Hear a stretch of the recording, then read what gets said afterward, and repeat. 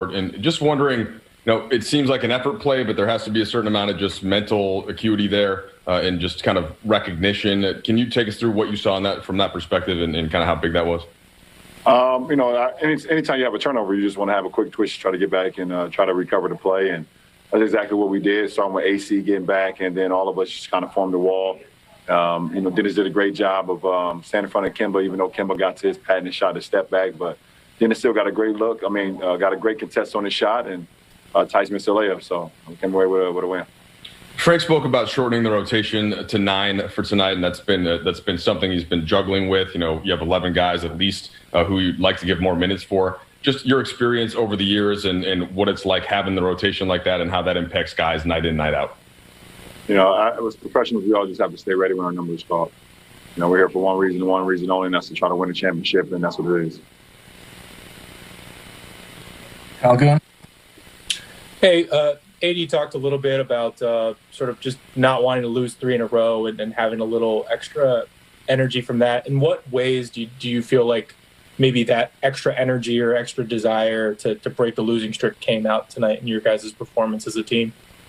Well, we don't want to lose 1 in a row, and then we take pride in losing 2 in a row, and we did that, and in Philly and Detroit.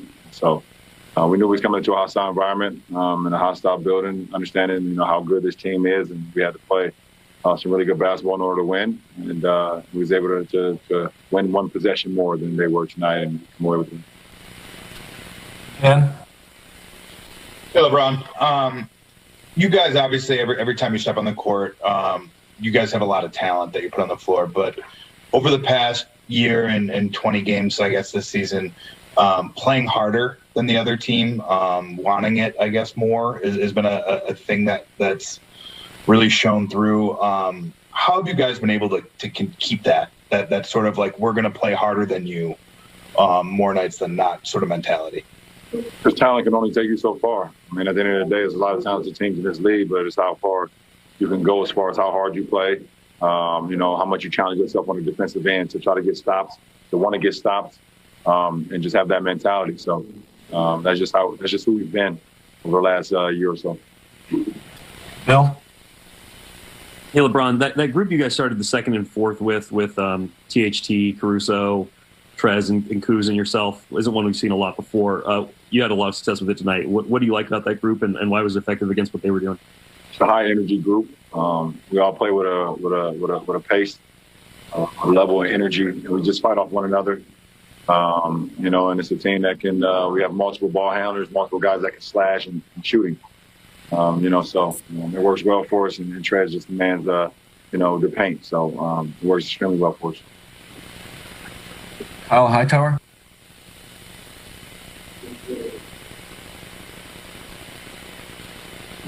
Kyle, I think you're on mute. Yeah. Hey, LeBron, if you forgive the offbeat question a little bit, but you're in Boston right now, and next week is the Super Bowl. You gave a shout out to Tom Brady last week. Just congratulate him for making it back to another Super Bowl. What did it do for you to see a guy like him playing at the level he is at his age and do what he's doing at that high level, getting back to the pinnacle of his sport?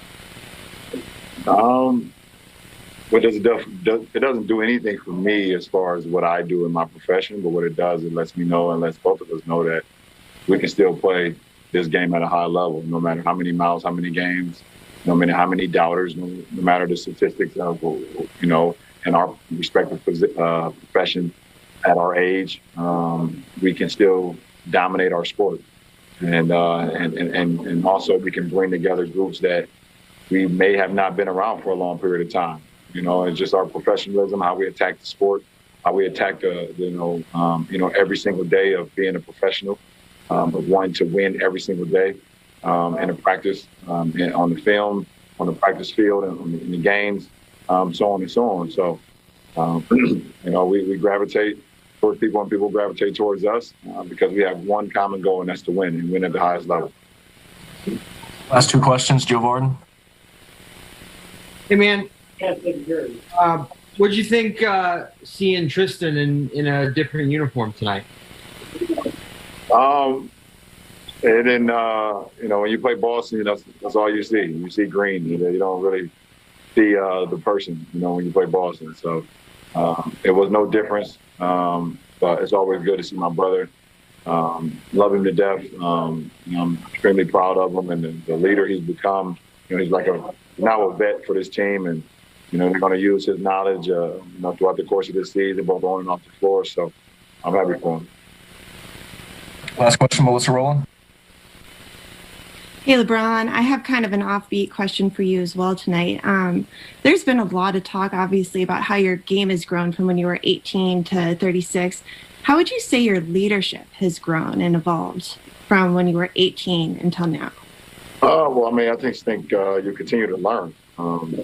At 18, I was the leader of my high school basketball team for 4 years, or let's say 3 years, along with a couple guys. But you come into the professional league, you sit there and watch, and you become a sponge, and you see, you lead by example. You go out and you practice hard, and you try to stick your head into a film and just try to get better every single day, and just try to keep quiet because there's vets, things of that nature, and you got your coach staff who does a lot of the talking. So I was just more of a sponge, at 18, just watching, seeing. But I've always had that leadership trait. Whenever it will become available to me, and someone will come up to me and say, "We need you to lead." So as the years went on, and it just continues to build, it continues to grow. And I know who I am as a person, as a basketball player, and I have a lot of knowledge to give to my teammates and to franchises that I've been a part of in my career. So, leadership is not a one-day thing. It's not a one-trick pony. It's an everyday thing, both on and off the floor, and I take full responsibility of it. Appreciate it. Still to come on Axe. I think, Brez, it just comes from just a little bit of that, the riding this little up and down roller coaster right now, looking good at sometimes, struggling at others. But they found a way to win on the road in Boston. That's always a great win in my eyes. Let's hear from Frank Vogel. He's speaking with Mike, the media on Zoom. Hey, Frank, what was the key to start the fourth quarter there when it seemed like you turned things around? I think we just had great defensive energy. We try to talk about playing Laker basketball. We're really flying around on the defensive end, getting stops without fouling and getting us out on the break. I think we had a couple possessions where we were able to attack before the defense was set because we put together some stops. So this game was won the whole fourth quarter with our defense, and it's a tough place to win, so it's a good win for us. And Frank, what were you thinking with the 9-man rotation, and how did you think that played out as the game went on? Yeah, these are not easy things. We just felt like we're trying to get a lot of guys in there. Play a 10-man rotation with 2 guys playing 37, 38 minutes. Can be difficult for guys to get rhythm.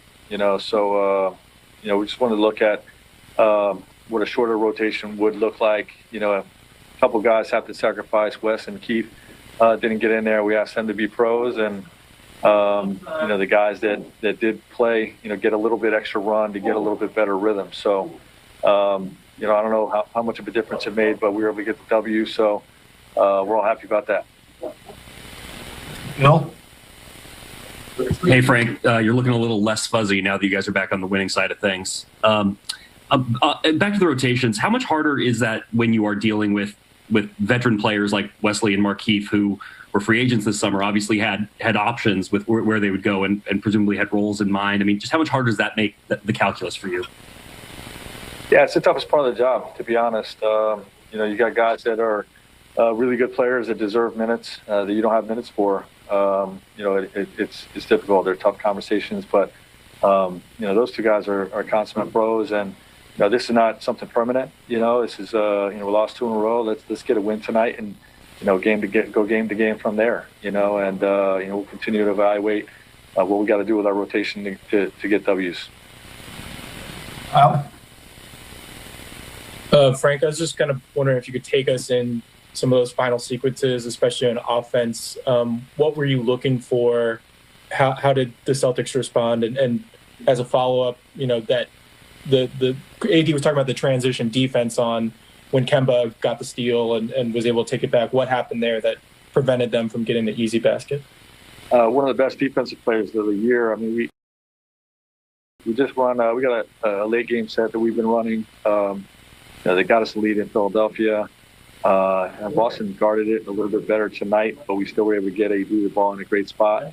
with full space to go to work in the post. They made a strong defensive play and got a strip and had an opportunity to run out and win the game. But Alex just flies from the corner out of nowhere and gets ahead of the play, gets a deflection, slows down Brown, and then Dennis race back into the play as well. That's what we've been talking about all trip, is just improving our transition defense, that type of urgency. And obviously with the game on the line, those two guys getting back and get in front of the ball, both with Brown and with Kemba on that last play by Dennis, really saved the game. Dan? Frank, you guys do so much film work. I'd assume that if you're ever looking for an example of how just hustle can make a difference in a game, that you pick that snippet of Alex. Can you just kind of talk a little bit more about the impact something as simple as just putting your head down and running as hard as you can make in a game like this? Yeah, well, we talked, that's part of the play harder than your opponent identity is who's changing ends harder. Who's changing ends, running the floor offensively, who's sprinting back harder defensively, the sprint versus a jog mindset. Good job. I'll talk to you soon. They're all things that we preach every day, that we continue to coach and hold guys accountable for. And, quite frankly, we haven't done it well enough the first few games of this trip. But we had a pretty solid performance in that regard tonight.